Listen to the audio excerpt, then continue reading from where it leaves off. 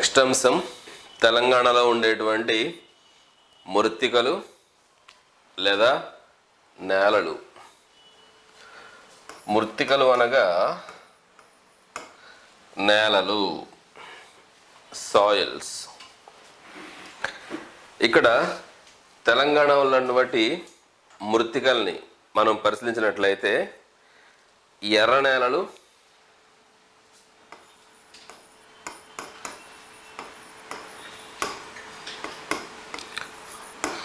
నల్లరేగడి నేలలు,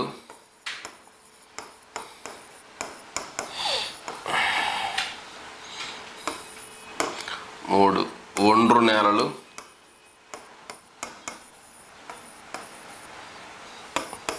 4 లాటరైట్ నేలలు. ప్రధానంగా తెలంగాణలో 4 రకాల నేలలు ఉన్నాయని చెప్పుకోవచ్చు. ఇక్కడ ఎర్ర నేలలు 48%, నల్లరేగడి నేలలు 25%, ఒండ్రు నేలలు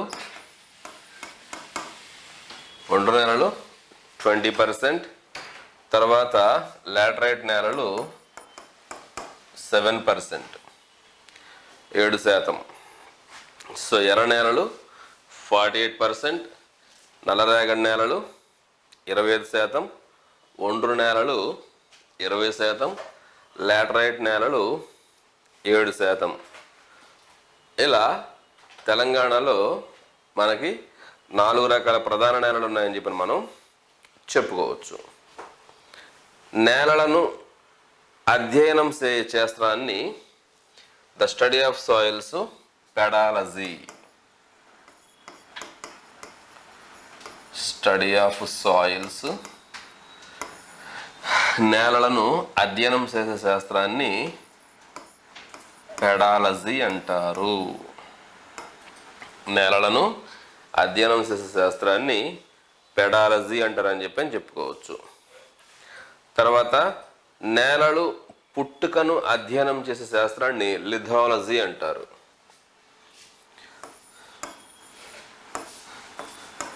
లిథాలజీ, నేలలు పుట్టుకను అధ్యయనం చేసే శాస్త్రాన్ని లిథాలజీ అంటారు.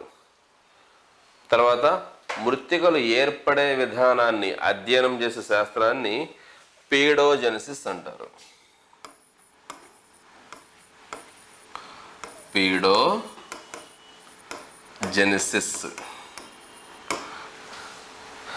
స్టడీ ఆఫ్ సాయిల్స్ పెడాలజీ, నేలలు పుట్టుకను అధ్యయనం చేసే శాస్త్రాన్ని లిథాలజీ అంటారు.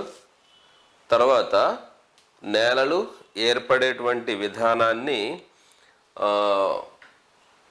అధ్యయనం చేసే శాస్త్రాన్ని లేదా నేలలు ఏర్పడే ప్రక్రియను పీడోజెనిసిస్ అంటారని చెప్పుకోవచ్చు. తర్వాత ప్రపంచ ధరిత్రి దినోత్సవం,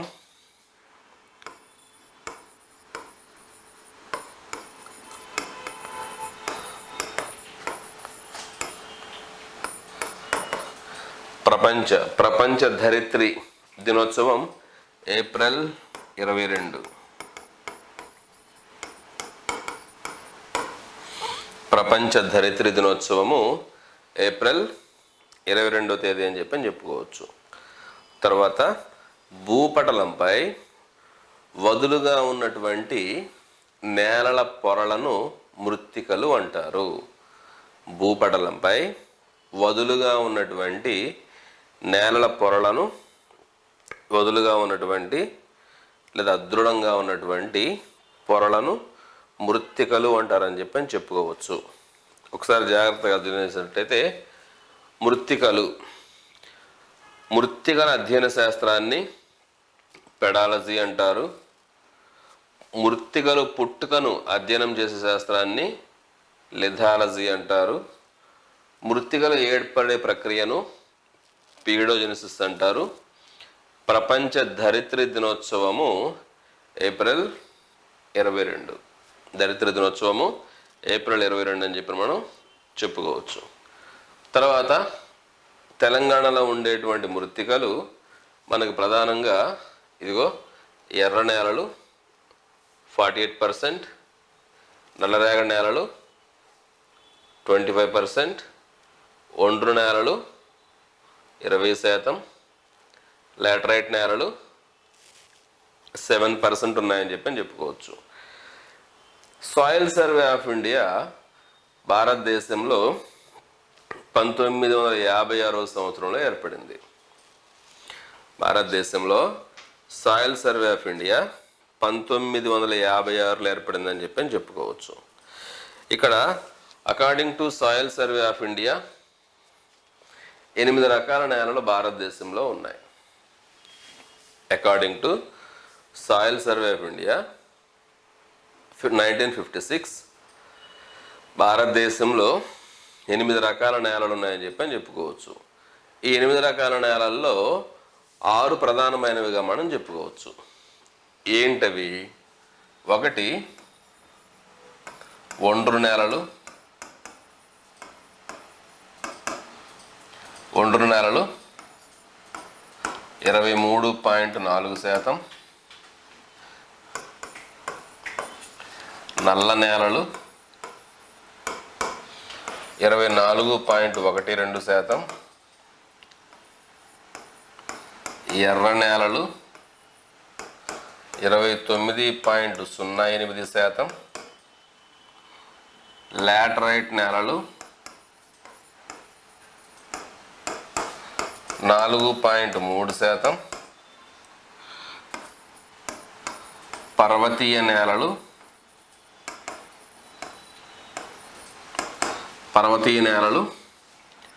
10.64%, తర్వాత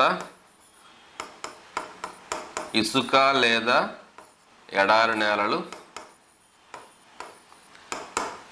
8.46%. ఇవి భారతదేశంలో ఉన్నాయని చెప్పుకోవచ్చు. భారతదేశంలో ఒండ్రు నేలలు 23.4%, నల్లరేగడి నేలలు 24.12%, ఎర్ర నేలలు 29.08%, తర్వాత లాటరైట్ నేలలు 4.3%, తర్వాత పర్వతీయ నేలలు 10.64%, తర్వాత ఇసుక లేదా ఎడారి నేలలు 8.64%. ఇప్పుడు వీటినే మనము అదే తెలంగాణలో కనుక మనం అబ్జర్వ్ చేసినట్లయితే ఇది భారతదేశంలో, అదే తెలంగాణలో లాటరైట్ నేలలు 7%, ఎర్ర నేలలు 48%, నల్ల నేలలు 25%, ఒండ్రు నేలలు 20% ఉన్నాయని చెప్పుకోవచ్చు. ఈ పర్వతీయ నేలలు, ఇసుక నేలలు తెలంగాణ పరిసర ప్రాంతాల్లో పెద్దగా లేవనేటువంటి విషయాన్ని మనం గమనించాలి. సో నేలను అధ్యయనం చేసే శాస్త్రాన్ని పెడాలజీ అంటారు. నేలల పుట్టుకను అధ్యయనం చేసే శాస్త్రాన్ని లిథాలజీ అంటారు. మృత్తిక ఏర్పడే ప్రక్రియను పీడోజెనిసిస్ అంటారు. ప్రపంచ ధరిత్రి దినోత్సవము ఏప్రిల్ 22. భూపటలంపై వదులుగా ఉన్నటువంటి పొరని మృత్తికలు అంటారని చెప్పుకోవచ్చు. తర్వాత నెక్స్ట్ వన్, ఒక్కసారి వీటి లొకేషన్ కనుక పరిశీలించినట్లయితే ఇక్కడ గంగా సింధు మైదానాలు ఏవైతే ఉన్నాయో ఈ గంగా సింధు మైదాన పరివాహక ప్రాంతం ఏదైతే ఉందో ఈ ప్రాంతం అంతా కూడా మనకి ఒండ్రు మైదానం కింద చెప్పుకోవచ్చు. ఇవి ఒండ్రు నేలలు. ఇవి ఒండ్రు నేలలు. ఈ ఒండ్రు నేలలు 23.4% ఉన్నాయని చెప్పుకోవచ్చు. హిమాలయ నదులైనటువంటి గంగా, సింధు నదులు, వాటి ఉపనదులు తెచ్చినటువంటి సారవంతమైనటువంటి ఒండ్రు మట్టి నిక్షేపణ చేయటం వల్ల ఇవి ఏర్పడ్డాయని మనం గమనించవచ్చు. తర్వాత మనకి దక్కన్ పీఠభూమి ప్రాంతంలో ఉన్నటువంటి ప్రాంతాన్ని ఈ ప్రాంతాన్ని దక్కన్ పడమర ప్రాంతాన్ని ఇవి నల్లరేగడి నేలలుగా చెప్పవచ్చు. నల్లరేగడి ఇవి 24.12% ఉన్నాయని చెప్పి మనం గమనించాలి. భూమి అంతర్భాగంలో ఉండేటువంటి శిలాద్రవము భూమి యొక్క ఉపరితలానికి ప్రవహించడం వల్ల భూమి అంతర్భాగంలో ఉండేటువంటి శిలాద్రవము భూమి యొక్క ఉపరితలానికి ప్రవహించి అది ఒక శిలగా మారిన తర్వాత ఆ పైన వదులుగా ఉండేటువంటి ఆ పొరని మనం మృత్తిక అంటామని చెప్పుకున్నాం కదా. ప్రకృతి కారకాలైనటువంటి గాలుల వల్ల కానీ నీటి ప్రవాహాల వల్ల కానీ మానవులు పశువుల వల్ల ఆ పైన ఉండేటువంటి పొర ఏమవుతుందంటే ఇక్కడ విచ్ఛిన్నమయ్యి ఇక్కడ నల్లరేగడి నేలలుగా ఏర్పడ్డాయని చెప్పుకోవచ్చు. తర్వాత మిగిలినటువంటి ప్రాంతము ఎర్రరేగడి ప్రాంతం అని చెప్పి మనం గమనించాలి. ఈ ప్రాంతం అంతా కూడా ఎర్రరేగడి ప్రాంతము. భారతదేశంలో ఎక్కువగా మనకి ఎర్ర నేలలు ఉన్నాయని చెప్పి మనం గమనించాలి. ఆంధ్రప్రదేశ్లో కానీ తెలంగాణలో కానీ భారతదేశంలో కానీ మనకి ఎర్ర నేలలు ఉన్నాయని చెప్పి మనం గమనించవచ్చు. అదేవిధంగా ఇక్కడ కర్ణాటక, కేరళ, తమిళనాడు, అదేవిధంగా పశ్చిమ బెంగాల్, తర్వాత అస్సాం ప్రాంతాల్లో ఉండేటువంటి నేలలను లాటరైట్ నేలలు అంటామని చెప్పుకోవచ్చు. ఇక్కడ ఎత్తుగా ఉండేటువంటి కొండల యొక్క వాలుల్లో ఆ పైన ఉండేటువంటి మట్టి, రాళ్ళు, రప్పలు ఆ దిగువ ప్రాంతాల్లో కానీ లేదా ఆ వాలుల్లో కానీ ఆ లోయల్లో కానీ ఒక పొరలాగా నిక్షేపించడం వల్ల ఇక్కడ మనకి ఈ జేగురు లేదా లాటరైట్ నేలలు ఏర్పడుతాయని చెప్పుకోవచ్చు. ఇట్లాంటివి మనకి తోట పంటలకు అనుకూలంగా ఉంటాయి. ఎక్కడ దాకా ఎందుకు, ఇక్కడ మనకి కర్ణాటక ఉంది. కర్ణాటకలో ఉండే నేలలు మనకి కాఫీ పంటకు, కేరళలో ఉండేటువంటి నేలలు సుగంధ ద్రవ్యాలు అనగా మిరియాలు, లవంగాలు, తర్వాత చెక్కలు అంటే దాల్చిన చెక్క, జాజికాయ, జాపత్రి, ధనియాలు, మిరపకాయలు ఇట్లాంటివన్నీ కూడా ఇక్కడ ఎక్కువగా లభిస్తాయని చెప్పి మనం చెప్పుకోవచ్చు. తమిళనాడులో ఉండేటువంటి లాటరైట్ నేలల యొక్క వాలుల్లో టీ తోటలు ఉంటాయి. అదేవిధంగా వెస్ట్ బెంగాల్లో ఉండేటువంటి డార్జిలింగ్ ప్రాంతము, అదేవిధంగా అస్సాంలో ఉండేటువంటి సుర్మాలోయ, ఇవన్నీ కూడా టీ తోటలకు బాగా ప్రసిద్ధి అని చెప్పి మనం చెప్పుకోవచ్చు. ఇప్పుడు ప్రపంచంలో నంబర్ 1 అస్సాంలో ఉండే సుర్మా వ్యాలీలో బ్లాక్ టీ ఎక్కువగా ఉత్పత్తి అవుతుందని చెప్పుకోవచ్చు. ప్రపంచంలోనే అత్యంత సువాసన కలిగినటువంటి టీ మనకి డార్జిలింగ్ ప్రాంతాల్లో లభిస్తూ ఉంటుందని చెప్పి మనం గ్రహించాలి. ఈ విధంగా మనకి లాటరైట్ నేలలు అనేటువంటివి ఈ తోట పంటలకు అనుకూలంగా ఉంటాయి. తర్వాత ఉపహిమాలయ ప్రాంతము, ఈ శివాలిక్ కొండలు, హిమాచల్, ఈ ప్రాంతం అంతా కూడా మనకి ఏంటంటే ఈ ప్రాంతం అంతా కూడా పర్వతీయ నేలలు ఉన్నాయని చెప్పుకోవచ్చు. ఈ పర్వతీయ నేలల్లో మనకి ఇవి ఉంటాయి. ఏంటవి? ఉద్యానవన పంటలు అంటే పండ్లు, పువ్వులు, కూరగాయలు. ఈ పండ్లు, పువ్వులు, కూరగాయలు ఏవైతే ఉన్నాయో ఈ పండ్లు, పువ్వులు, కూరగాయలు ఉద్యానవనాలు మనకి పర్వతీయ నేలల్లో పండుతూ ఉంటాయని చెప్పుకోవచ్చు. ఇవి తక్కువ పరిణితి చెందినటువంటి నేలలుగా మనం చెప్పుకోవచ్చు. ఇకపోతే తీర ప్రాంతాలు. ఇక ఈ తీర ప్రాంతం మొత్తాన్ని మనం ఏమంటామంటే ఇదిగో ఈ తీర ప్రాంతం అంతా కూడా మనకి ఇసుక నేలలుగా ఉన్నాయని చెప్పుకోవచ్చు. ఈ ఇసుక నేలలు అనేటువంటివి మనకి 8.46% ఉన్నాయి. ఈ ప్రాంతం అంతా మనకి వేరుశనగ, తర్వాత అనేక రకాల కూరగాయలు, తర్వాత రీప్ సీడ్స్, తర్వాత ఆయిల్ సీడ్స్ అంటే నూనె గింజలు ఇట్లాంటివి పండుతూ ఉంటాయని చెప్పని చెప్పుకోవచ్చు. ఇట్లా ఏంటంటే నేలలు అనేటువంటివి మనకి అనేక రకాలుగా ఉపయోగపడుతూ ఉంటాయని చెప్పి మనం చెప్పుకోవచ్చు. అంటే బిఫోర్ గోయింగ్ తెలంగాణ, భారతదేశంలో ఉండేటువంటి ఈ సాయిల్ స్ట్రక్చర్ ఏ విధంగా ఉంటుందనేటువంటిది మనం నేర్చుకోవాల్సిన అవసరం ఉంటుంది. కాబట్టి ఎలాగో రెండు కంబైన్గా నేర్చుకుంటేనే బాగుంటుంది. ఆ అంశాలు కూడా నేను లైట్గా గుర్తు చేస్తుంటాను కాబట్టి ఇట్లా మనం అబ్జర్వ్ చేయవచ్చు. ఇదంతా కూడా మనకేంటి, భారతదేశంలో ఉండేటువంటి నేలలు, వాటికి సంబంధించినటువంటి విశేషాలు. అంటే ఇప్పుడు ఒక్కొక్క నేల ఎలా ఏర్పడుతుంది ఏంటనేది మనం గమనించవచ్చు. ఇప్పుడు తెలంగాణలో ఉండేటువంటి ఈ నేలలు, వాటికి సంబంధించినటువంటి విశేషాలు మనం పరిశీలించినట్లయితే, సో తెలంగాణలో ఉన్నటువంటి అధిక మోతాదులో ఉన్న నేలలు ఏంటవి? ఎర్ర నేలలు. తెలంగాణలో మనకి ఎక్కువ మొత్తంలో ఉన్నటువంటి నేలలు ఏ నేలలు? ఎర్ర నేలలు అని చెప్పి మనం చెప్పుకోవచ్చు. ఇక్కడ తెలంగాణలో ఉండేటువంటి అత్యధిక భాగము మనకి ఎర్ర నేలలు ఉన్నాయని చెప్పని చెప్పుకోవచ్చు. ఇవి ఇందాక మనం చెప్పుకున్నట్టు 48% విస్తరించి ఉన్నాయి.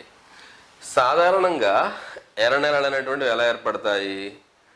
ఇక్కడ పవనాలు ఒక ప్రాంతం నుంచి మరో ప్రాంతానికి వేగంగా వీస్తూ ఉంటాయి. పవనాలు అనేటువంటివి ఒక ప్రాంతం నుంచి మరో ప్రాంతానికి వేగంగా వీస్తూ ఉంటాయి. ఇక్కడ పవనాలు వేగంగా వీచేటప్పుడు ఇవి చేసేటువంటి ప్రక్రియలు రెండు రకాలుగా ఉంటాయి. ఒకటి పవన క్రమక్షయము, రెండోది పవన నిక్షేపము. ఒకటి పవన క్రమక్షయము, రెండోది పవన నిక్షేపము. పవన క్రమక్షయం అంటే ఏంటి? అంటే క్రమక్షయం అంటే అక్కడ ఉండేటువంటి పదార్థాన్ని కోతకు గురి చేయడాన్ని క్రమక్షయము అంటారు. ఎప్పుడైతే ఆ పదార్థము కోతకు గురి అవుతుందో ఆ ప్రాంతం అక్కడ నుంచి ఏమవుతుందంటే రవాణా చేయబడుతుంది. గాలి ద్వారా రవాణా చేయబడి తర్వాత అది అనువైన ప్రాంతంలో నిక్షేపణ చేయబడుతుంది. అనువైన ప్రాంతంలో నిక్షేపణ చేయబడుతూ ఉంటుంది. సో ఆ అనువైన ప్రాంతంలో ఎప్పుడైతే నిక్షేపణ జరుగుతుందో అక్కడ ఒక స్వరూపం అనేటువంటిది ఏర్పడుతూ ఉంటుందని చెప్పి చెప్పుకోవచ్చు.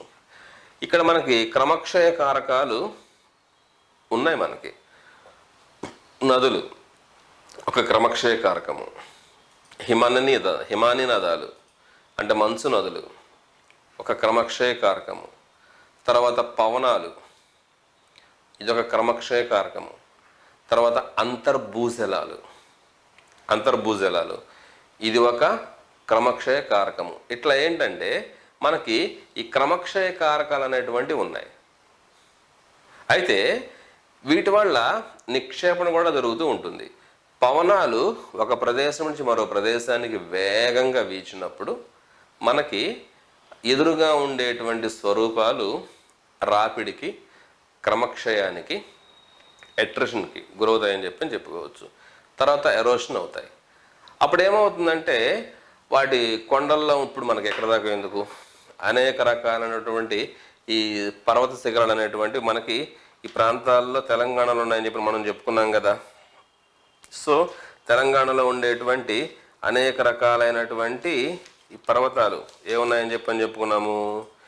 ఇక్కడ నిర్మల్ గుట్టలు కానీ, రాఖీ గుట్టలు కానీ, కందిగల్ గుట్టలు, సిర్నాపల్లి కొండలు, తర్వాత బాలాఘాట్ పర్వతాలు, అనంతగిరి కొండలు, రాచకొండలు, తర్వాత నల్లమల కొండలు, అమరాబాద్ కొండలు, తర్వాత అంశాబాద్ కొండలు, తర్వాత మయా కొండలు, పాపి కొండలు, ధూమ కొండలు, నందికొండ, యాదగిరి గుట్ట, సురేంద్రపురి గుట్ట, ఎల్లండ్ల కొండలు, రాజుగుట్టలు, ఇట్లా కేసర గుట్టలు, సత్నాల కొండలు, ఇలా మనం చూసుకుంటూ పోతున్నట్టే పాండవుల గుట్టలు, ఇలా మనకి అనేక రకాలైనటువంటి కొండలు కానీ గుట్టలు కానీ తెలంగాణ అంతా కూడా విస్తరించి ఉన్నాయని చెప్పి మనం గ్రహించవచ్చు.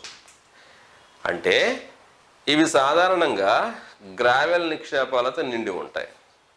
సో వేగంగా వీచేటువంటి పవనాలు ఈ గుట్టల మీద నుంచి కానీ కొండల మీద నుంచి కానీ వెళుతూ ఉన్నప్పుడు అక్కడ ఉండేటువంటి ఆ పవన యొక్క ప్రభావానికి, దీనికి పవన యొక్క ప్రభావానికి అవేమవుతూ ఉంటాయి, లోనవుతూ ఉంటాయి.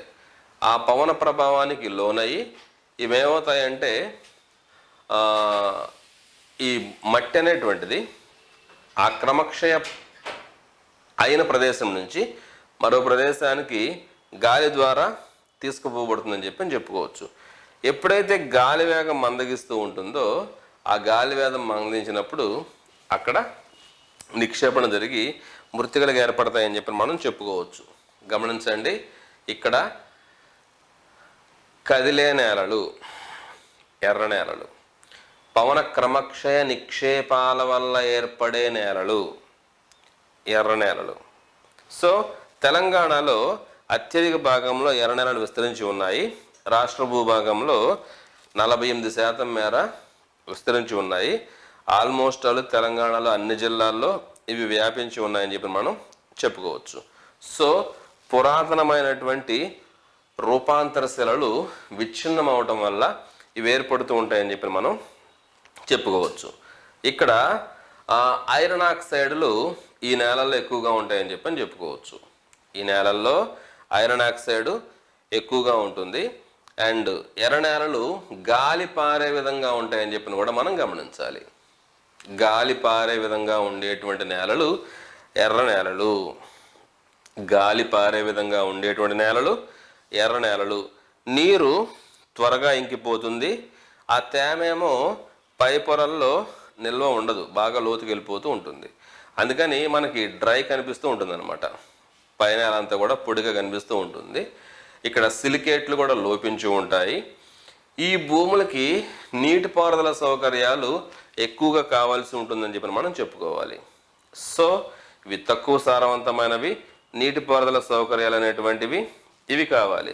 ఎర్ర నేలల్లో వేరుశనగ, మొక్కజొన్న, కందులు, పెసలు, పొగాకు కనిపిస్తూ ఉంటాయి. అట్లా కాకుండా నీటిపారుదల సౌకర్యాలు ఉన్నాయనుకోండి, ఉన్నట్లయితే వరి, అరటి మొదలైన పంటలు అనేటువంటివి ఉంటాయని మనం చెప్పుకోవచ్చు. ఇక్కడ మనకి తెలంగాణలో ఆల్మోస్ట్ ఆల్ అన్ని ప్రాంతాల్లో ఉన్నాయని చెప్పుకోవచ్చు. ఇప్పుడు ఉదాహరణకి మహబూబ్ నగరు, వనపర్తి, నాగర్ కర్నూలు, గద్వాల, నల్గొండ, సూర్యాపేట, ఖమ్మం, కొత్తగూడెం, వరంగల్, జయశంకర్ భూపాల్పల్లి, కరీంనగర్, జగిత్యాల, పెద్దపల్లి, రంగారెడ్డి, వికారాబాదు, అదేవిధంగా కామారెడ్డి, నిజామాబాదుల్లో ఇవి ఎక్కువగా విస్తరించి ఉన్నాయని చెప్పుకోవచ్చు. సో ఆదిలాబాద్ జిల్లాలో తక్కువగా ఉన్నాయి ఇవి. సో మిగతా జిల్లాల్లో ఎక్కువగా ఉన్నాయని మనం గ్రహించవచ్చు. సో 48% అనేటువంటివి ఇవి ఎక్కువగా ఉంటాయని చెప్పుకోవచ్చు. సో ఇక్కడ మనకి గమనించాల్సిన విషయం ఏంటి, రాళ్ళు అనేటువంటివి, శిలలు అనేటువంటివి రూపాంతరం చెందడం వల్ల ఏర్పడ్డాయని మనం గమనించాలి. Welcome to Harshit institute. Vijayawada మహానగరంలో 2009 సంవత్సరంలో ప్రారంభించబడి అనేక వేల మంది అభ్యర్థులను ప్రభుత్వ ఉద్యోగులుగా తీర్చిదిద్దిన మన హర్షిత్ ఇన్స్టిట్యూట్ గత 12 సంవత్సరాల్లో సుమారు 18,000 మందిని ప్రభుత్వ ఉద్యోగులుగా తీర్చిదిద్దింది. ఇప్పటి వరకు 5 సార్లు నిర్వహించినటువంటి ఈ యొక్క నోటిఫికేషన్స్లో అనేక సార్లు స్టేట్ ఫస్ట్ సాధించినటువంటి ఘనత మన హర్షిత్ ఇన్స్టిట్యూట్ది. ప్రస్తుతం మన హర్షిత్ ఇన్స్టిట్యూట్ యొక్క ప్రత్యేకతలు 24/7 24 గంటలతో కూడినటువంటి లైబ్రరీ సదుపాయం. అంతేకాకుండా ఇదే లైబ్రరీలో మనకు అత్యున్నత ప్రామాణిక గ్రంథాలు అందించడం అనేది జరుగుతుంది. నెక్స్ట్ ఈ లైబ్రరీతో కూడినటువంటి ఈ లైబ్రరీలో మనకు వివిధ సబ్జెక్టులకు సంబంధించినటువంటి ఎకానమీ, పాలిటీ, హిస్టరీ, జోగ్రఫీ మరియు అన్ని సబ్జెక్టులకు సంబంధించినటువంటి పూర్తి స్థాయి స్టడీ మెటీరియల్ మీకు అందించడం అనేది జరుగుతుంది. అంతేకాకుండా జాయిన్ అయిన ప్రతి అభ్యర్థికి పూర్తి స్టడీ మెటీరియల్ మరియు అభ్యర్థి ఏ ఎగ్జామ్ అయితే రాయకపోతున్నాడో ఆ ఎగ్జామ్కు సంబంధించినటువంటి సిలబస్ ప్రతి ఒక్కరికి అందించడం అనేది జరుగుతుంది. అంతేకాకుండా స్టేట్ ఫ్యాకల్టీ మన ఇన్స్టిట్యూట్లో బోధించేటటువంటి ప్రతి ఫ్యాకల్టీ కూడా economy, polity, arithmetic and reasoning తదితర సబ్జెక్టులకు సంబంధించినటువంటి ప్రతి ఫ్యాకల్టీ కూడా ఎంతో అనుభవము అంకితభావము కలిగినటువంటి ఫ్యాకల్టీ మన యొక్క ఇన్స్టిట్యూట్లో ఉండడం అనేది జరుగుతుంది. అంతేకాకుండా మన ఇన్స్టిట్యూట్ యొక్క మరొక ప్రత్యేకత డైలీ టెస్టులు నిర్వహించడం మరియు వీక్లీ మంత్లీ ఎగ్జామ్స్ నిర్వహించి ఆయా ఎగ్జామ్స్ నందు బహుమతి ప్రదానం చేయడం అనేది మన ఇన్స్టిట్యూట్ యొక్క ప్రత్యేకత. అంతేకాకుండా నాన్ మ్యాథ్స్ స్టూడెంట్స్ ఎవరైతే ఉన్నారో వాళ్ళపై ప్రత్యేక శ్రద్ధ చూపించడం, నెక్స్ట్ వాళ్ళకి ప్రత్యేక తరగతులు నిర్వహించడం అనేది జరుగుతుంది. తప్పనిసరిగా మీరు ఒక్కసారి మన హర్షిత్ ఇన్స్టిట్యూట్ని ఒక్కసారి సందర్శించండి. హర్షిత్ ఇన్స్టిట్యూట్లో ఉన్నటువంటి ప్రతి అంశాన్ని క్షుణ్ణంగా అవగాహన చేసుకోండి. మరియు ప్రస్తుతం ఎవరైతే హర్షిత్ ఇన్స్టిట్యూట్లో ఉన్నారో ఆ యొక్క విద్యార్థుల్ని వాకప్ చేయండి. మన యొక్క పరిస్థితుల గురించి అవగాహన చేసుకున్న తర్వాతే మన యొక్క హర్షిత్ ఇన్స్టిట్యూట్లో జాయిన్ అవ్వమని కోరడం జరుగుతుంది.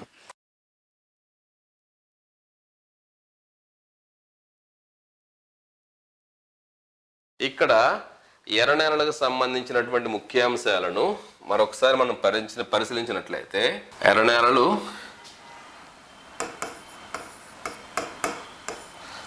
తెలంగాణలో 48% ఉన్నాయని చెప్పి మనం చెప్పుకోవచ్చు. ఇవి ఎక్కువగా ఉన్న ప్రాంతాలు ఏం చెప్పాలి? మహబూబ్ నగర్,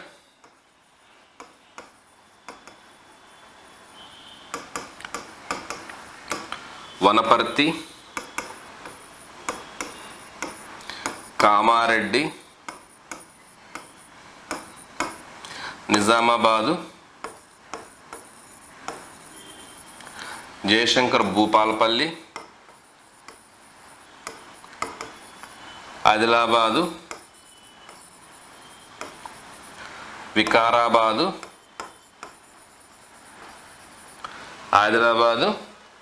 వికారాబాదు, నల్గొండ, సూర్యాపేట, జగిత్యాల, నల్గొండ,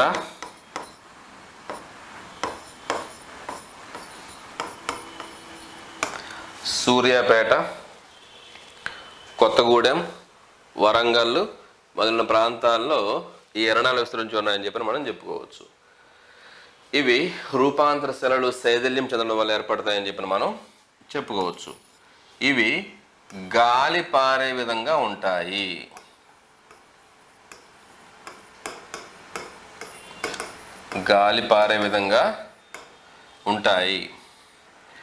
తర్వాత పై పొరలో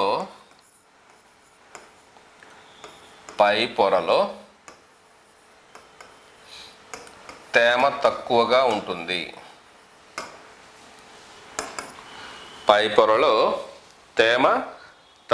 ఉంటుందని చెప్పి మనం చెప్పుకోవచ్చు.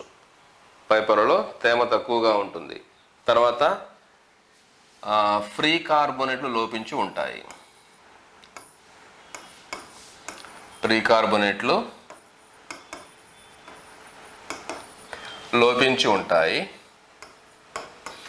ఐరన్ ఆక్సైడ్లు ఎక్కువగా ఉంటాయి.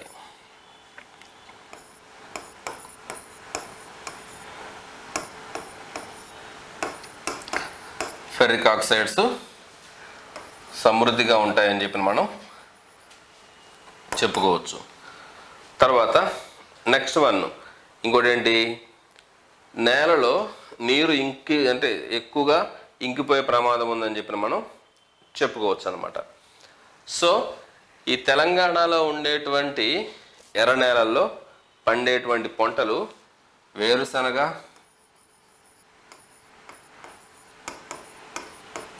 మొక్కజొన్న, కందులు. సో వేరుశనగ, తర్వాత మొక్కజొన్న, కందులు, తర్వాత పెసలు, పొగాకు.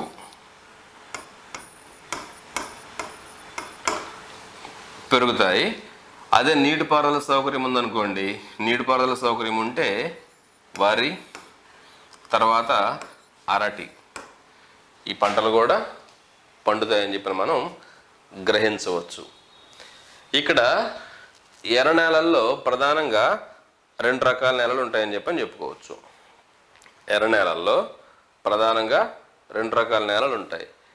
ఏంటవి? ఒకటి చల్క నేలలు, 2 దుబ్బ నేలలు. సో చల్క నేలలు తెలంగాణలో ఎర్ర నేల 2 రకాలుగా ఉంటాయి. ఒకటి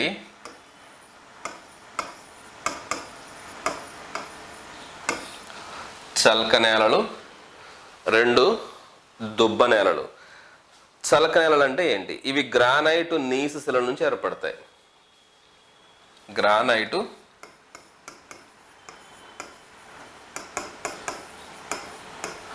నీసు శిలల నుంచి ఏర్పడతాయి. మనం ముందు మాట్లాడుకున్నట్టు పవనాలు అనేటువంటివి వీటి మీద నుంచి వేగంగా ప్రయాణం చేస్తూ ఉన్నప్పుడు ఆ ప్రాంతం శిథిలమై ఒక ప్రాంతం నుంచి మరో ప్రాంతానికి ఆ పదార్థం అంతా రవాణా చేయడం వల్ల ఏర్పడతాయని చెప్పుకోవచ్చు. గ్రానైటు నీసు శిలల నుంచి ఏర్పడతాయని చెప్పని మనం గమనించాలి.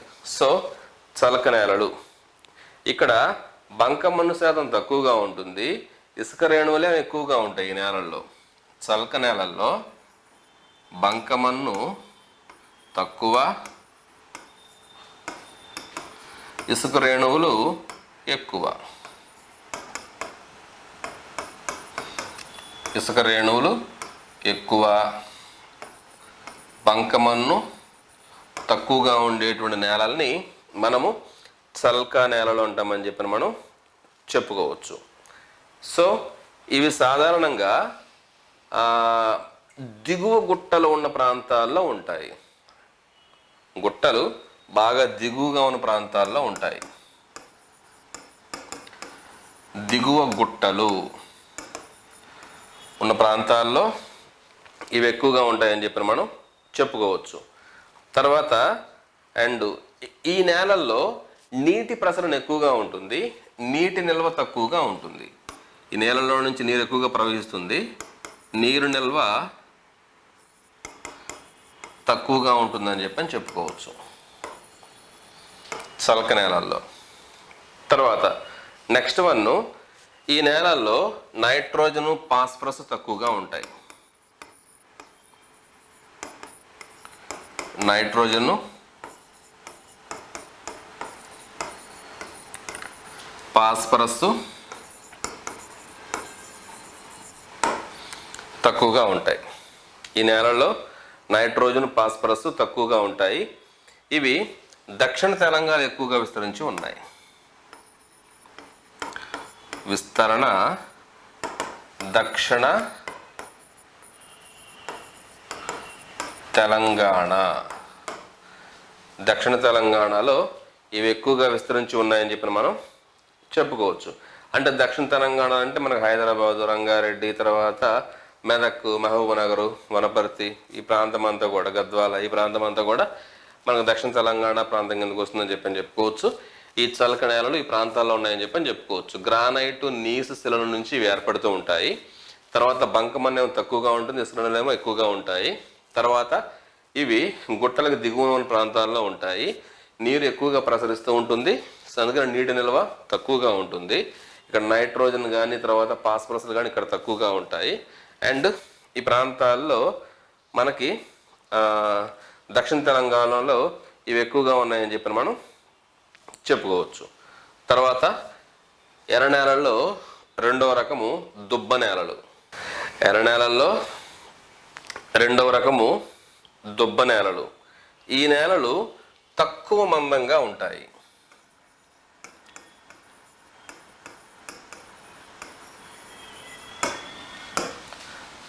ఈ నేలలు తక్కువ మందంతో ఉంటాయని చెప్పి మనం చెప్పుకోవచ్చు. ఇక్కడ ఏంటంటే వేసవి కాలంలో ఈ నేలలు బాగా ఎండిపోయి క్రమక్షయం ఎక్కువగా ఉంటుంది.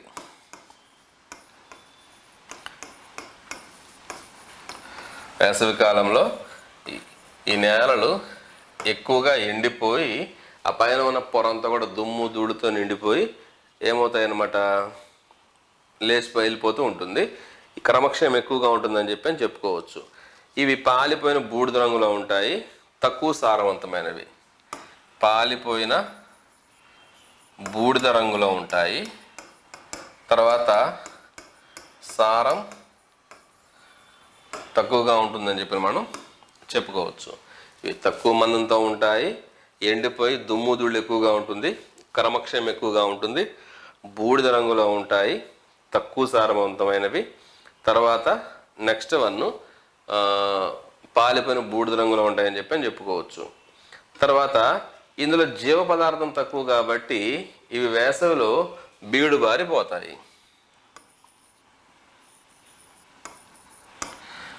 భూసారం తక్కువ కాబట్టి వేసవి కాలంలో బీడు బారిపోతాయని చెప్పి చెప్పుకోవచ్చు. బీడు భూములు అంటే తక్కువ వినియోగంతో ఉన్నటువంటి భూములు కూడా ఏమవుతాయి, అందులో తేమ శాతం తక్కువగా ఉండి అవన్నీ కూడా ఏమవుతాయి అంటే బీడు భూములుగా మారిపోతూ ఉంటాయని చెప్పి మనం చెప్పుకోవచ్చు. ఇక్కడ మనకి నల్గొండ, వరంగల్, నిజామాబాదు, కామారెడ్డి ఈ చుట్టుపక్కల ప్రాంతాలు ఏవైతే ఉంటాయో ఇక్కడ మనకి నత్రజని స్థాయి సాధారణ స్థాయి కంటే 44% తక్కువగా ఉంటుందని చెప్పి చెప్పుకోవచ్చు. నత్రజని స్థాయి 44% కంటే తక్కువగా ఉంటుంది.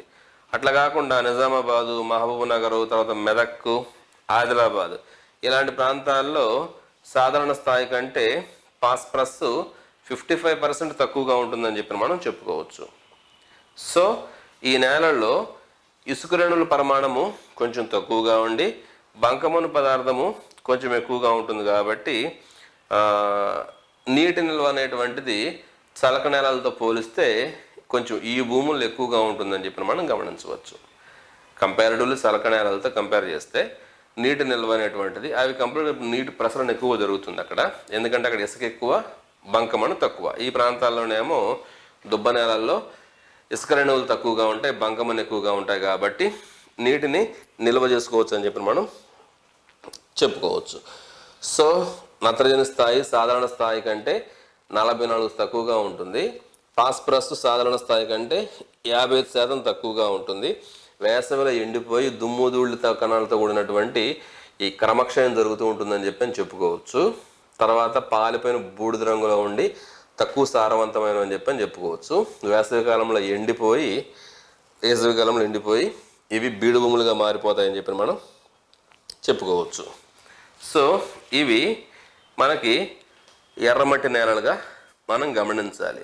ఈ ఎర్రమట్టి నేలలు 48% ఏ ప్రాంతంలో ఉన్నాయి, తెలంగాణ ప్రాంతంలో ఉన్నాయని చెప్పి మనం గ్రహించాలి. తర్వాత నెక్స్ట్ వన్ కనుక మనం అబ్జర్వ్ చేసినట్లయితే నల్లరేగడి నేలలు రెండవది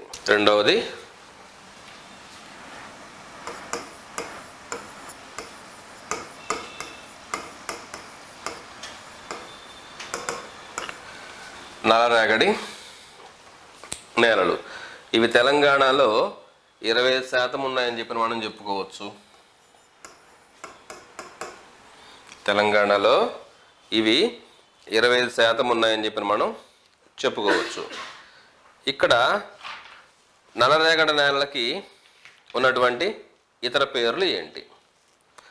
నల్లరేగడి నేలలకి ఉన్నటువంటి ఇతర పేర్లు రేగర్ సాయిల్స్, రేగర్ నేలలు, బంకమట్టి నేలలు,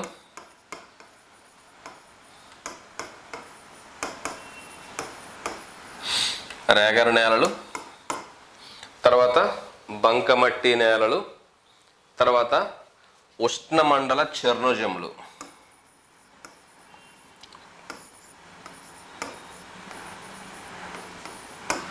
ఉష్ణమండల చర్ణోజమ్స్, రేగర్ నేలలు, బంకమట్టి నేలలు, ఉష్ణమండల చర్ణోజమ్స్, అదేవిధంగా బ్లాక్ కాటన్ సాయిల్స్.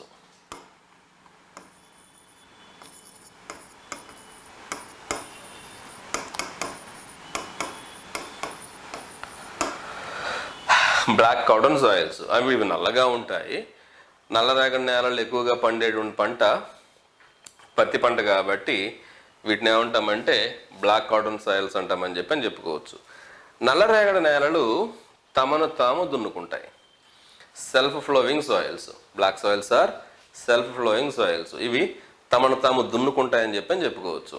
ఇప్పుడు మనకి వేసవికాలం వచ్చినప్పుడు నల్లరేగడి నేలలు బీటలు వారతాయి, అంటే దాని ఉపరితలంలో పగుళ్ళు ఏర్పడతాయని చెప్పి మనం గమనించవచ్చు.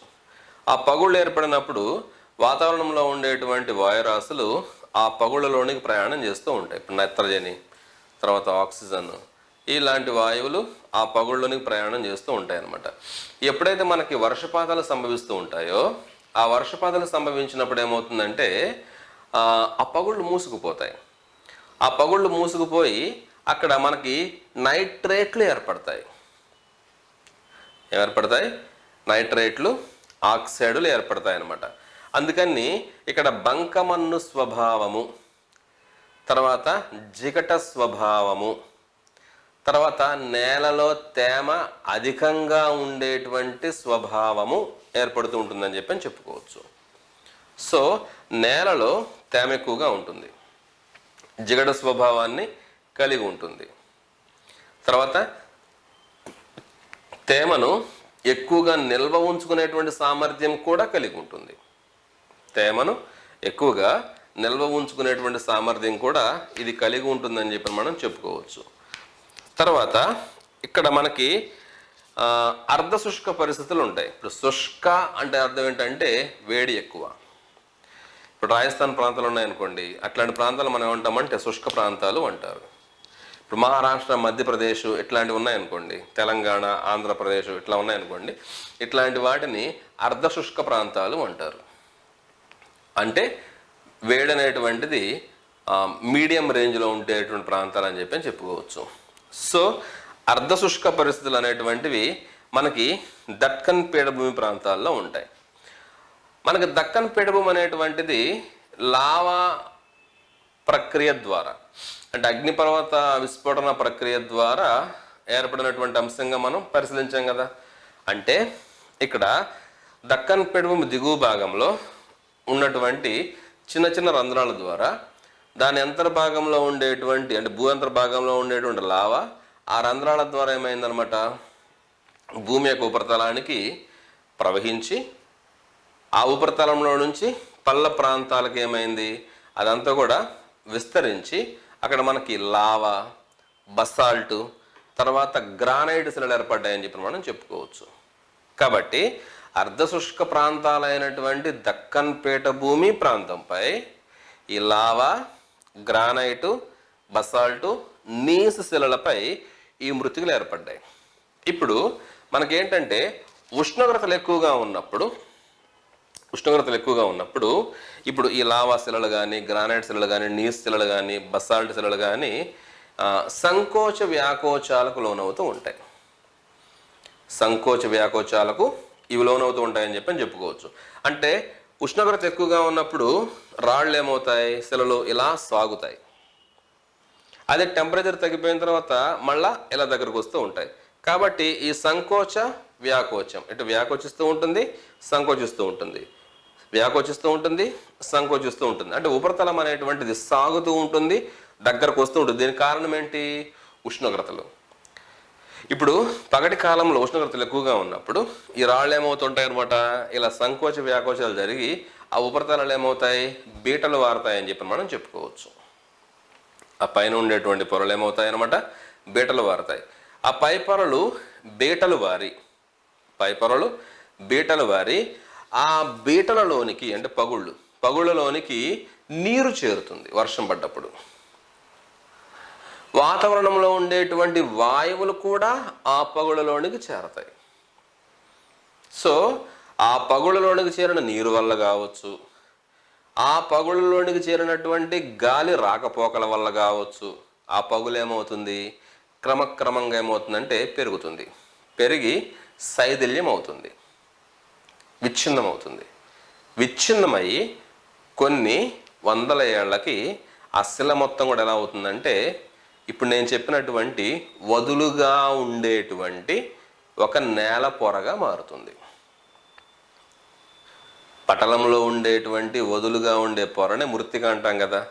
కాబట్టి ఈ శిలల శైథిల్యమై ఇప్పుడు నేను చెప్పిన ప్రాసెస్ ద్వారా అక్కడ ఏమవుతాయన్నమాట, ఇవి ఏర్పడుతూ ఉంటాయన్నమాట.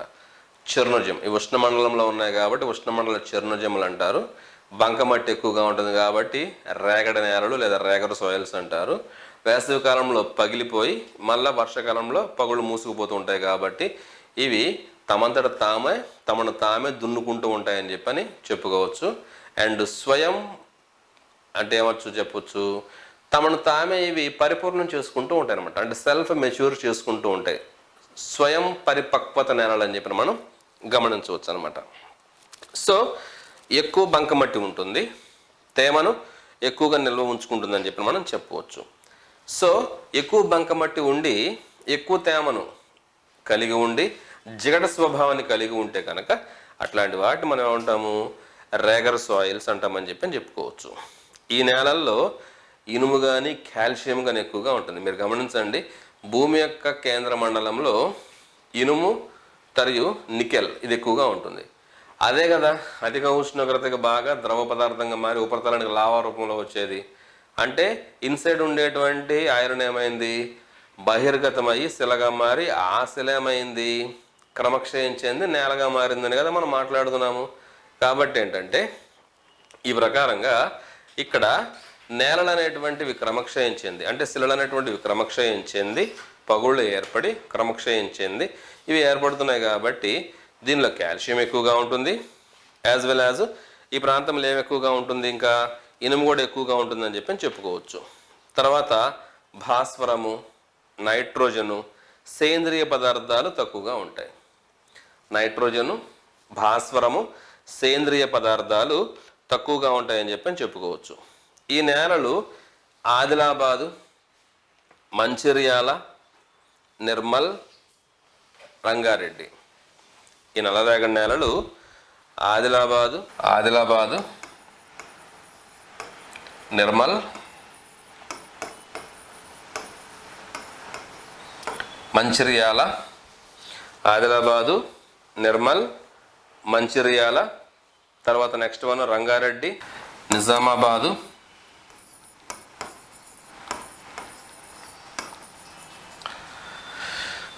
నిజామాబాదు, తర్వాత కామారెడ్డి,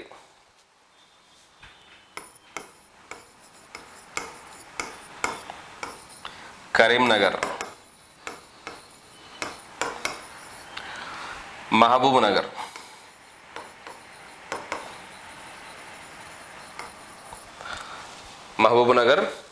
కామారెడ్డి, వరంగల్లో ఉన్నాయని చెప్పని చెప్పుకోవచ్చు. ఎక్కువగా కరీంనగర్లో ఉన్నాయి అబ్బాయి. నల్లరేగడి నేలలు ఎక్కువగా కరీంనగర్లో ఉన్నాయి. తర్వాత తక్కువగానేమో మహబూబ్ నగర్లో ఉన్నాయని చెప్పి మనం చెప్పుకోవచ్చు. ఇకపోతే రిమైనింగ్ ఎక్స్టెన్షన్ ఆదిలాబాదు, నిర్మల్, మంచిర్యాల, రంగారెడ్డి, నిజామాబాదు, కామారెడ్డి ప్రాంతాల్లో ఉన్నాయని చెప్పి మనం గమనించవచ్చు. ఈ ప్రకారంగా ఏంటంటే వీటి యొక్క విస్తరణ అనేటువంటిది మనం గమనించవచ్చు. సో ఇక్కడ ఈ పంటలు అనేటువంటివి పత్తి పంటకు అత్యంత శ్రేష్టకరమైనవి అని చెప్పి మనం గమనించాలి. ఇక్కడ మనకి పత్తి పంటకు ఈ నేలలు అత్యంత శ్రేష్టకరమైనవి. అందుకని వీటిని ఏమంటున్నాం మనము, ఉష్ణమండల చర్ణోజం నేలలు అంటున్నాం కదా. సో ఉష్ణమండల చర్ణోజం అనే పేరుతో దీన్ని మనం పిలిచాము. కాబట్టి ఇవి పత్తి పంటకు అనుకూలంగా ఉంటాయని చెప్పి చెప్పుకోవచ్చు. పత్తితో పాటుగా పొగాకు, తర్వాత పసుపు, తర్వాత మిరప, తర్వాత సజ్జలు, తర్వాత జొన్న పంటలు, నీరు పారుదల ఎక్కువగా ఉంటే కనుక వరి, అరటి, తర్వాత ముఖ్యంగా సింగిల్ క్రాప్ అయినటువంటి చెరకు ఇట్లాంటివి పండుతూ ఉంటాయని చెప్పి మనం చెప్పుకోవచ్చు. సో 25% తెలంగాణలో ఎక్స్టెన్షన్లో ఉన్నటువంటి పంటలు అంటే ఉన్నటువంటి నేలలు ఏ నేలలు, నల్లరేగడి నేలలు అని చెప్పి చెప్పుకోవచ్చు. వీటిని రేగడి నేలలు అంటారు, తర్వాత బంకమట్టి నేలలు అంటారు, తర్వాత చర్నోజమ్స్ అంటారు, ఉష్ణమండల చర్నోజమ్స్ అంటారు, బ్లాక్ కాటన్ సాయిల్స్ అంటారు, తమను తాము దున్నుకునే నేలలు అంటారు. వేసవి కాలంలో పగుళ్ళు ఏర్పడుతూ ఉంటాయి. ఈ నేలల్లో ఇనుము, కాల్షియం శాతం తక్కువగా ఉంటుంది. నైట్రోజన్ సేంద్రియ పదార్థము, ఫాస్ఫరస్ తక్కువగా ఉంటుంది. కరీంనగర్లో ఎక్కువగా ఉంటాయి, మహబూబ్ నగర్లో తక్కువగా ఉంటాయని చెప్పి మనం చెప్పుకోవచ్చు. తేమను ఎక్కువగా నిల్వ ఉంచుకుంటాయి. బ్లాక్ సాయిల్స్లో ప్రధానమైన పంట పత్తి పంట, పొగాకు, సజ్జలు, జొన్నలు, మిరప ఇట్లాంటివన్నీ కూడా పండుతూ ఉంటాయని చెప్పని మనం గ్రహించాలి. ఇట్లాంటివన్నీ కూడా పండుతూ ఉంటాయని చెప్పని మనం గ్రహించాలి. ఇవి ఏ నేలలు? నల్లరేగడి నేలలు. ఇకపోతే ఒండ్రు నేలలు. ఒండ్రు నేలల్ని అల్యూవియల్ సాయిల్స్ అంటారు. ఒండ్రు నేలల్ని అల్యూవియల్ సాయిల్స్ అంటారు. అల్యూవియం అంటే ఒండ్రు పదార్థము. అల్యూవియం అంటే ఒండ్రు పదార్థము అని అర్థం. అల్యూవియం అంటే ఒండ్రు పదార్థం అని అర్థం. ఇక్కడ అల్యూవియల్ సాయిల్స్ ఎలా ఏర్పడతాయి? అల్యూవియం డిపాజిట్ అవ్వటం వల్ల ఏర్పడతాయి. ఒండ్రు నేలలు ఎలా ఏర్పడతాయి? ఒండ్రు పదార్థం నిక్షేపణ జరగడం ద్వారా ఏర్పడతాయి. ఈ ఒండ్రు పదార్థం ఎక్కడి నుంచి వచ్చింది? నదులు తీసుకుని వస్తూ ఉంటాయి. ఈ నదులు ఈ పదార్థాన్ని ఎక్కడి నుంచి తీసుకుని వస్తూ ఉంటాయి? తమ జన్మించినటువంటి స్థానాల నుంచి సముద్రంలో కలిసేటువంటి ప్రాంతానికి వెళ్ళేటువంటి మార్గంలో, ఆ ప్రయాణ మార్గంలో, అది ప్రవహించే మార్గంలో ఉండేటువంటి రాళ్ళు, రప్పలు, శిథిలాలను తమతో పాటు మోసుకొని వస్తూ ఉంటాయి. ఈ శిథిల పదార్థం అంతా ఒకదానితో ఒకటి ఢీకొని మెత్తని పదార్థంగా మారిపోతుంది. ఇప్పుడు ఈ రాళ్ళు, రప్పలు అంటేనే, రాళ్ళు అంటేనే రాతి ముక్కలు లేదా శిల అంటే అర్థం ఏంటి? ఖనిజాల మిశ్రమము. ఇప్పుడు ఒక విషయం గుర్తుపెట్టుకోవాలి మీరు. ఇప్పుడు భూమి యొక్క అంతర్భాగంలో పటలము, ప్రావారము, కేంద్ర మండలం అన్నాం కదా. ఇప్పుడు పటలం అంటే మనం ఏం చెప్పుకోవచ్చు? భూమికి సంబంధించినటువంటి అంతర్భాగాలలో మొదటి పొర. ఇక్కడ సిలికా, అల్యూమినియం, ఆక్సిజన్ మూలకాలు ఉంటాయి. రెండవ పొర ప్రావారము. ఇక్కడ సిలికా, మెగ్నీషియం, ఆక్సిజన్లు ఉంటాయి. మూడవ పొర నికెల్, ఫెర్రస్ లాంటి మూలకాలు ఉంటాయి. అంటే ఇవన్నీ కూడా అధిక ఉష్ణోగ్రత వద్ద శిలాద్రవంలోనికి మారి ఉపరితలానికి ప్రవహించి అది ఘనీభవించి శిలగా ఏర్పడుతుంది. Means it is the combination of different minerals. ఇది రాళ్ళు అనేటువంటివి అనేక ఖనిజాల మిశ్రమము అని చెప్పుకోవచ్చు. అందుకనే మనం ఏమంటాము? నేలల్లో ఖనిజ లవణాలు ఉంటాయని చెబుతాము సాధారణ పరిభాషలో. ఖనిజ లవణాలు అంటే ఎక్కడి నుంచి వస్తున్నాయి? ఇవి శిలల్లో నుంచే వస్తున్నాయని చెప్పని మనం గ్రహించాలి. ఆ రాతి ముక్కల్లో నుంచే వస్తూ ఉన్నాయని చెప్పని మనం గ్రహించాలి. కాబట్టి ఈ శిలలు అనేటువంటివి నీటి ప్రవాహాల వల్ల శైథిల్యం చెంది, అంటే మెత్తని పదార్థంగా మారి, ఆ ప్రవాహాల ద్వారా దిగువకు ప్రయాణం చేసి అనువైన ప్రదేశాలను నిక్షేపణ చేయబడటం ద్వారా ఇక్కడ మనకి ఇవి ఏర్పడతాయని చెప్పుకోవచ్చు. సో ఫ్రెండ్స్, ఇక్కడ మనం ఏం చెప్పుకుంటున్నాము? ఒండ్రు పదార్థము నదీ ప్రవాహాల వెంట వచ్చి దానికి నదులకు ఉండేటువంటి ఉపనదుల ద్వారా, లేకపోతే ప్రాజెక్టులు కడతారు కదా, ఆ ప్రాజెక్టులకు అనుబంధంగా కాలువలు తవ్వుతూ ఉంటారు కదా, ఆ కాలువల ద్వారా ఇదేమవుతుందన్నమాట? దిగువ ప్రాంతాలకు నీరు అనేటువంటిది సరఫరా చేయబడుతుంది. దిగువ ప్రాంతాలకు నీరు అనేటువంటిది సరఫరా చేయబడుతుంది. ఆ దిగువ ప్రాంతాల నీరు సరఫరా అనేటువంటిది చేయబడి, ఆ సరఫరా చేయబడినటువంటి నీటిలో సరఫరా చేయబడినటువంటి నీటిలో ఏమవుతుందంటే ఈ ఒండ్రు పదార్థం అంతా కూడా మోసుకొని వచ్చి పల్లపు ప్రాంతాల్లో నిక్షేపణ చేయబడుతూ ఉంటుందని చెప్పుకోవచ్చు. మీకు బెస్ట్ ఎగ్జాంపుల్ చెప్తా వినండి. ఇప్పుడు హిమాలయాలు ఏర్పడినప్పుడు అవి ఎత్తైన పర్వతాలుగా ఏర్పడ్డాయి. ఆ హిమాలయ పర్వతాల దిగువన లోతైనటువంటి లోయ ప్రాంతం ఉండేది. ఆ ఎత్తైన హిమాలయాలలో వర్షాలు పడడం వల్ల ఆ హిమాలయాలలో ఉండేటువంటి లోయలు నీటితో నిండిపోయి ఆ నీరు అనేటువంటిది దిగువకు ప్రయాణం చేయడం ద్వారా, లేదా మంచుతో కప్పబడి ఆ మంచు కరిగి నీరుగా మారి దిగువకు ప్రయాణం చేయడం ద్వారా, అది ప్రయాణం చేసేటువంటి మార్గంలో ఉన్నటువంటి రాళ్ళు, రప్పలు, శిథిల పదార్థాలను మోసుకొని వచ్చి ఆ దిగువన ఉండేటువంటి హిమాలయాల దిగువన ఉండేటువంటి పల్లపు ప్రాంతంలో నిక్షేపణ చేయడం ద్వారా కొన్ని మిలియన్ సంవత్సరాలలో ఇప్పుడు మనం చూసేటువంటి అక్కడ గోదావరి అంటే గంగా మైదానం ఏర్పడిందని మనం చెప్పుకోవచ్చు. ఎత్తైన ప్రాంతాల నుంచి నీటి ప్రవాహాలు వచ్చినప్పుడు ఆ ఎత్తైన ప్రాంతాల నుంచి మట్టి తీసుకుని వచ్చి లోతట్టు ప్రాంతాల్లో నిక్షేపణ చేయబడుతుంది అనేటువంటి విషయాన్ని మనం ఏం చేయాలి, ఇక్కడ కామన్గా నేర్చుకోవాలి. అంటే నదీ ప్రవాహాలు ఎక్కడైతే ఉంటాయో ఆ నదీ ప్రవాహాల పరిసర ప్రాంతాల్లో ఏముంటాయి, మనకి ఈ ఒండ్రు నేలలు ఉంటాయని చెప్పని చెప్పుకోవచ్చు. నదీ ప్రవాహాల పరిసర ప్రాంతాలలో మనకు ఉండేటువంటి నేలలు ఒండ్రు నేలలు. ఈ ఒండ్రు నేలలు మనకి ముదురు గోధుమ వర్ణంలో ఉంటాయి. అట్లాంటి వాటిని మనం ఏమంటామంటే బంగారు నేలలు అంటారు. లేత గోధుమ రంగులో ఉంటాయి, అట్లాంటి వాటిని ఖాదర నేలలు అంటారు. సో పురాతనమైన వండలి మైదానాలు ముదురు గోధుమ వర్ణంలో ఉంటే, థిక్ బ్రౌన్ కలర్లో ఉంటే బంగారు మైదానాలు. తర్వాత లైట్ బ్రౌన్ కలర్లో ఉండే లేత గోధుమ రంగులో ఉంటే ఇటీవల కాలంలో ఏర్పడినటువంటి వండలి మైదానాలు అని చెప్పి మనం చెప్పుకోవచ్చు. ఇవి చాలా సారవంతమైనవి. వండలి మైదానాలు అయినా సారవంతమైనవే, వాటితో పోలిస్తే ఖాదర తక్కువ సారమైనా కానీ మొత్తానికి సారవంతమైనవే. అన్ని రకాల పంటలు, ఆహార పంటలు, అన్ని రకాల పంటలు బ్రహ్మాండంగా పండుతాయని చెప్పి మనం చెప్పుకోవచ్చు.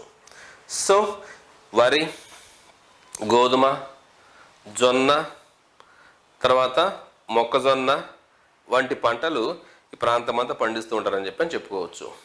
కృష్ణ, గోదావరి, ప్రాణహిత ఈ నదీ పరిసర ప్రాంతాలలో 20% మనకి ఈ ఒండ్రు నేలలు విస్తరించి ఉన్నాయని చెప్పి మనం గ్రహించవచ్చు.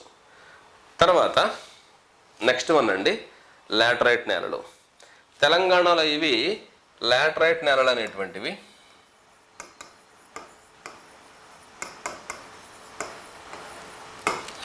తెలంగాణలో లాటరైట్ నేలలు అనేటువంటివి 7% విస్తరించి ఉన్నాయని చెప్పి మనం చెప్పుకోవచ్చు. ఏంటవి 7% ఉన్నాయని చెప్పి మనం గమనించవచ్చు. సో ఇవి మనకి దాదాపుగా మనం ఇందాక ఏం చెప్పుకున్నాము, ఎత్తైనటువంటి కొండవాలుల్లో కానీ లేకపోతే కొండల్లో ఉండేటువంటి లోయల్లో కానీ లేకపోతే ఆ గుట్టల తాలూకు దిగువ ప్రాంతాల్లో ఒక గుట్ట అనేటువంటిది, ఫర్ ఎగ్జాంపుల్ ఇక్కడ చూడండి, ఇలా గుట్ట ఉందనుకోండి, ఈ గుట్టకు సంబంధించినటువంటి ఈ వాలు పదార్థంలో కానీ లేదా ఈ 2 వాలు పదార్థాల్లో కానీ ఏమవుతుందన్నమాట, ఒక మృత్తికా పొర ఏర్పడుతుంది, ఒక రాతి పొర ఏర్పడుతుంది. ఇది బాగా సారవంతంగా ఉంటుంది. ఇక్కడ బాగా నీరు కూడా బ్రహ్మాండంగా నిల్వ ఉంటుంది. కాబట్టి ఇలాంటి వాటిల్లో మనకు తోట పంటలు అనేటువంటివి బ్రహ్మాండంగా పండుతాయి. తోట పంటలు అనేటువంటివి బ్రహ్మాండంగా పండుతాయి. తేనె పట్టులోని బుడిపల మాదిరిగా ఉంటాయి. తేనె పట్టులో బుడిపల మాదిరిగా ఉంటాయి. తర్వాత తడిసినప్పుడేమో మెత్తగా ఉంటాయి, ఎండినప్పుడేమో గట్టిగా ఉంటాయి. తడిసినప్పుడేమో గట్టిగా ఉంటాయి, ఎండినప్పుడేమో గట్టిగా ఉంటాయి. ఇది ఇటుక రాయి రంగులో ఉంటాయి. ఈ నేలలు ఇటుక రాయి రంగులో ఉంటాయి. అది తడిసినప్పుడేమో మళ్ళా నల్లగా కనిపిస్తూ ఉంటాయి అన్నమాట. తడిసినప్పుడేమో నల్లగా ఉంటాయని చెప్పని చెప్పుకోవచ్చు. ఇక్కడ మనకి అల్యూమినియము, హైడ్రైడ్ అంటే ఇనుము, హైడ్రేట్, ఆక్సైడ్ మిక్స్మల్ ఎక్కువగా ఉంటాయి అన్నమాట. తర్వాత ఎక్కువ వర్షపాతము, తర్వాత ఎక్కువ ఉష్ణోగ్రత, తర్వాత ఎక్కువ తేమ ఉండే ప్రాంతాల్లో ఉంటాయి. ఇవి 7% అన్నాం కదా. మెదక్ అంటే జహీరాబాదు, ఖమ్మం ప్రాంతాల్లో ఉంటాయని చెప్పి మనం చెప్పుకోవచ్చు. ఓకే, తర్వాత నెక్స్ట్ వన్, ఈ నేలల్లో కాఫీ, తేయాకు, రబ్బరు, కొబ్బరి, జీడి మామిడి, తర్వాత సుగంధ ద్రవ్య పంటలు ఎక్కువగా పండిస్తారని చెప్పి చెప్పుకోవచ్చు. రబ్బరు, కొబ్బరి, తర్వాత తేయాకు, కాఫీ, సుగంధ ద్రవ్యాలు, మిరియాలు, తర్వాత యాలకులు, దాల్చిన చెక్క, తర్వాత ఇవి ఇంకా మిర్చి, బంగాళదుంపలు మొదలైనటువంటి కూడా దినుసులు అంటాం కదా, ఇట్లాంటివన్నీ కూడా పండిస్తూ ఉంటారని చెప్పి మనం చెప్పుకోవచ్చు. ఇక ఒండ్రు నేలల్లో అయితేనేమో అన్ని రకాల పంటలు బ్రహ్మాండంగా పండుతాయి. వరి, చెరకు, అరటి, మామిడి, నిమ్మ, బత్తాయి మొత్తం రకరకాల పంటలు పండుతూ ఉంటాయని చెప్పి చెప్పుకోవచ్చు. పొటాషు, సున్నపురాయి సమృద్ధిగా ఉంటాయి ఒండ్రు నేలల్లో. భాస్వరం తక్కువగా ఉంటుందని చెప్పి మనం గమనించుకోవచ్చు. బ్రహ్మాండంగా నీటిని కూడా నిల్వ చేసుకుంటాయి ఒండ్రు నేలలు. నీరు నిల్వ ఉంటుంది చక్కగా. అందుకని వరి పొలాలు చూస్తే మనకు అర్థమవుతూ ఉంటుంది కదా, ఆ పంటలు ఎక్కువ నీరు అనేటువంటిది స్టోర్ ఉంటుందన్నమాట. ఆ సామర్థ్యం ఏ నేలకు ఉంటుంది? మన ఒండ్రు నేలకు ఉంటుందని చెప్పి చెప్పుకోవచ్చు. సో ఫ్రెండ్స్, మనకి తెలంగాణ ప్రాంతంలో మనకి ఇదిగో ఈ రకాలైనటువంటి ప్రధానమైన నేలలు ఏమిటవి?